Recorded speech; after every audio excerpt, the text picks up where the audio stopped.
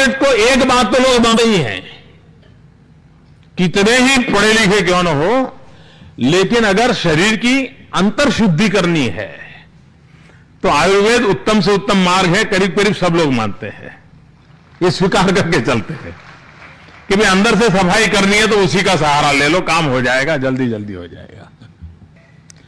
सहज स्वीकृत अवस्था को कैसे विकसित किया जाए, इस पर हम जितना ध्यान देंगे, मैं मानता हूं कि आज जो दुनिया एक बहुत बड़ा चक्र बदला है, अगर गत 50 वर्ष एलोपैथिक मेडिसिन ने जगत का पर कब्जा किया है, तो उससे तंग आई हुई दुनिया आज होलिस्टिक हेल्थ केयर की तरफ मुड़ चुकी है।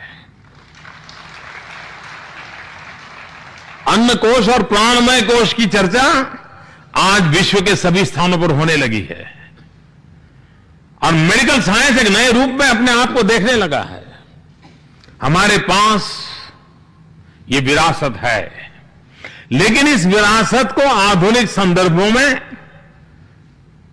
फिर से एक बार देखने की आवश्यकता है, उसमें बदलाव की जरूरत हो तो बदलाव की आवश्यकता है।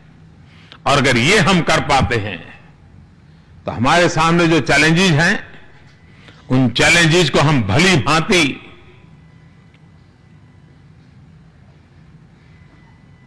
एक अच्छा यानी लोगों में विश्वास पैदा हो, उस प्रकार से रिस्पॉन्स कर सकते हैं।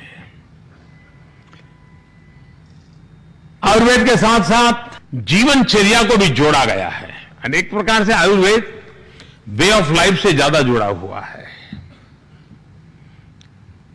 शायद हमने कभी सोचा तक नहीं होगा। आज यहां बैठे हुए लोग भी कुछ बातों पे तालियां भी बजा रहे हैं, पीछे स्टूडेंट बहुत बड़ी मात्रा में है, लेकिन फिर तो अंदर तो दिमाग थोड़ा हिलता होगा, यार पता नहीं कैरियर कैसी बनेगी। मैं इन खास करके नई पीढ़ी के लोगों को कहता हूं, निराश होने का कोई कारण नहीं है। हमारे सामने एक उदाहरण है, उस उदाहरण से हम सीख सकते हैं। हमारे देश में भी जिस भारत की धरती पर योग की कल्पना थी, जिस भारत ने योग विश्व को दिया, हम लोगों ने मान लिया था योग ये हमारा काम नहीं है, ये तो हिमालय में रहने वाले ऋषि मुनियों का गुफाओं में बैठ करके साधना करने वाला प्रकल्प है।